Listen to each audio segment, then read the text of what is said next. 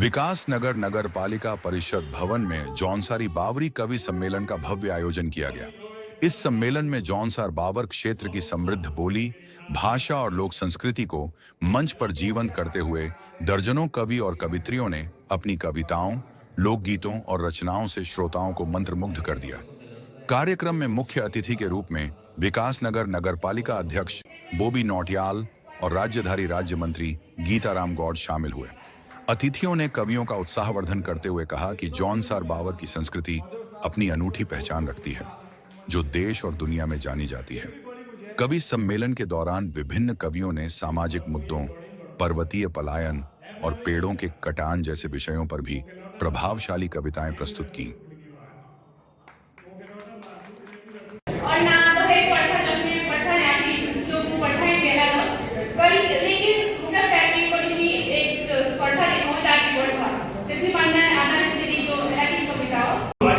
मेरे गांव की बात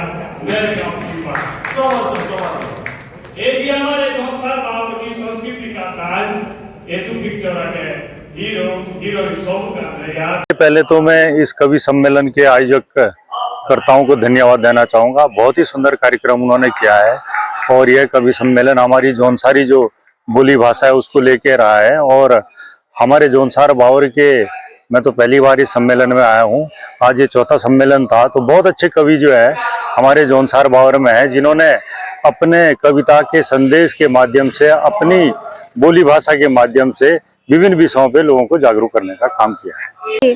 मेरा नाम सीमा शर्मा है और जो आज के कवि सम्मेलन चौथा कवि सम्मेलन था उसमें मेरी दो रचनाएं थी। एक तो फोन के ऊपर थी, सोशल मीडिया के ऊपर थी, और दूसरी थी जात पात कि कैसे हमारे जो जौनसार बावर में और सब कुछ बहुत अच्छा है, पर जाति जो प्रथा है वो थोड़ी बहुत फिर भी पूछी जाती है। हम हालांकि बहुत शिक्षित समाज है पर जाति पाति का होता है, तो मैंने उसी पर आधारित एक कविता लिखी थी कि एक बाट पाजे की छाँव दे जो नक्शे पांडव भी ना मिली तो असी गाँव दे। एक मेरी नानी मुख्य बोलना थी कि गाँव दी बेटी एक पानी की टंकी, हाँ टंकिया लियो बहुत ही नौटंकी। एक जाति के पानी भर देला गाँव, ओके जाति के रायड़े हेर देला गाँव। ऊंची जाति का भरिए घड़ा अछूत रायड़े दूरी दी हेर देला गाँव। बेटकुड़ी रायडिक ठोरी ठोरी कर दोष भी उछांदो लागो ऊंची जाति का त्यों दीनताओ। मैं सोचो जात तो हो आदमी की, जात पर जात तो ऐना पानी की एजा कसना न्याओ जो अछूत रायड़े दूरी दी तमाशे लाओ। धन्यवाद।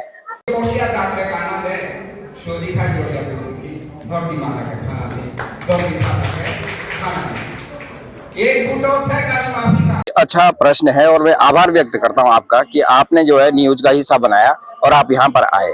देखिए, किसी भी चीज को अगर हमें उसकी मान्यता दिलानी हो या उसमें काम करना हो तो सबसे पहले हमारे पास दस्तावेजीकरण होना चाहिए। लेखक की जो है पुस्तकें होनी चाहिए। जब हम गढ़वाल की बात करते हैं तो कई पुस्तकें जो है, कई दस्तावेज उनके पास लिखे हैं, चाहे उपन्यास हो, कहानी संग्रह हो और चाहे अन्य किसी भी प्रकार के दस्तावेज हो। जौनसार में पिछले 5-6 सालों से कुछ काम हो रहा है और कई किताबें अब आ चुकी है, क्योंकि पाठ्यक्रम में हम तभी तो कोई चीज लेंगे जब कोई मानक पुस्तक हमारे पास होगी।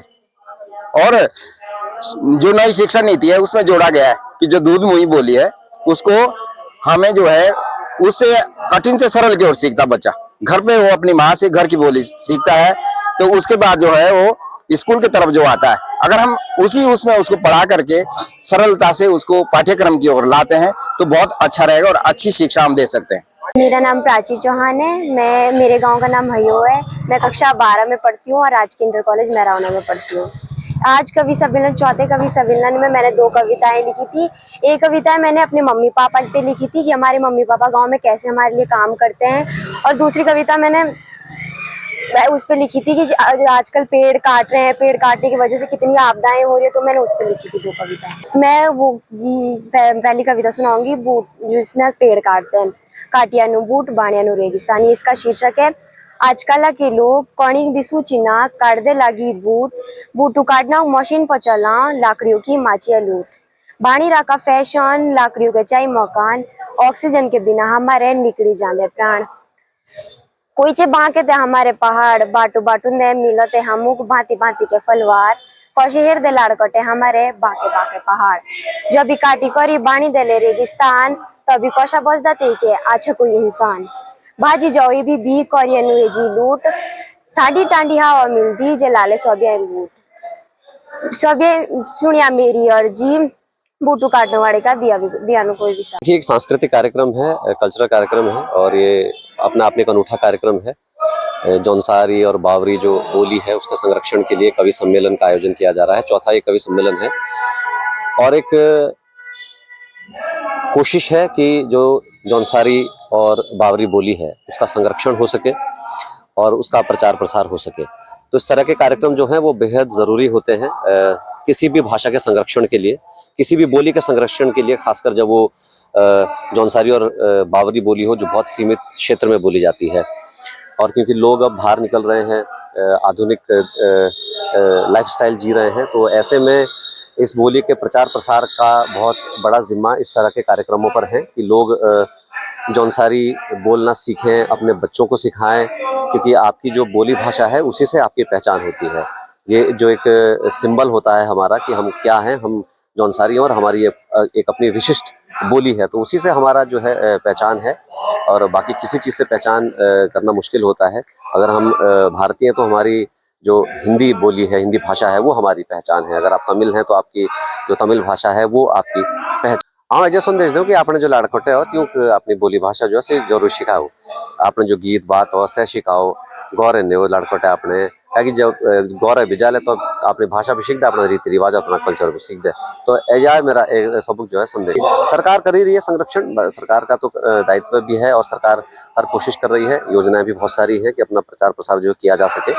चाहे वो केंद्र सरकार हो, वो भी बोली भाषा के संरक्षण के लिए कार्य कर रही है, राज्य सरकार भी कार्य कर रही है और अपने व्यक्तिगत स्तर पर भी सरकारें अपना अलग कार्य करती हैं। लेकिन जो व्यक्तिगत स्तर है, जो एक समूहों के जो स्तर है, जिस तरह से कवि सम्मेलन हो रहा है, इनका एक अपना इम्पैक्ट रहता है और इनका एक अपना एक नजरिया रहता है बोली भाषा के प्रचार प्रसार में और उसके संरक्षण में। देखिए, अपनी बोली भाषा के संरक्षण की आज आधुनिक युग में बहुत बड़ी आवश्यकता है। जहां हम आधुनिक की चकाचौंध और विकास के लिए हम पलायन कर रहे हैं और वहीं हम जहां जा रहे हैं वहीं के हो जा रहे हैं, ये अपने आप में बहुत बड़ा एक संकेत भी है और बहुत बड़ा खतरा भी है, क्योंकि हम अपने बच्चों को वो संस्कार नहीं दे पा रहे हैं। और हमारे जो बच्चे हैं, आज हम अपनी जौनसारी बोली भाषा तो बोल रहे हैं, लेकिन हमारे बच्चे जौनसारी का जौ नहीं जानते, बावरी का बो नहीं जानते। और इस तरह के अनूठे पहल होनी चाहिए और ये एक जबरदस्त ऐतिहासिक पहल है। और मैंने कहा कि ये अपने आप में आखिर बोली भाषा जो समिति है, ये बहुत बड़ा ऐतिहासिक काम कर रहे हैं और आने वाले समय में ये माइलस्टोन बनेगा और ऐतिहासिक कदम, और इसके लोग बहुत ज्यादा प्रशंसा भी करेंगे और भविष्य में इनको बहुत सम्मानित भी करेंगे। सर एक ही है, अपनी दूध मुही बोली को कैसे बनाया जाए, बचाया जाए उसे, और उसे अपनी पीढ़ी को हस्तांतरित कैसे किया जाए, उद्देश्य एक ही है। और अगर हम अपनी पीढ़ी को इसे हस्तांतरित नहीं कर पाए तो फिर हम आखिर ये बोलने वाले, अर्थात हमारी बोली यहाँ पर विलुप्त हो जाएगी। पास पूरे जौनसार से कवि आ गए, जौनसार, बावर और रमाई तक के कवि हमारे पास पहुंचे हुए हैं। जौनसार में वो लोग भी पहुंचे हुए हैं जो दिल्ली और लखनऊ में रहते हैं। दिल्ली से 2 लोग पहुंचे हुए हैं, लखनऊ से 1 लोग पहुंचे हुए हैं, त्यूनी से पहुंचे हुए हैं और रमाई से पहुंचे हुए हैं। हम तो चलो खैर, मैं खुद छत्तीसगढ़ में हूँ तो मैं कह सकते हैं कि चलो मैं पहुंचा हुआ हूँ।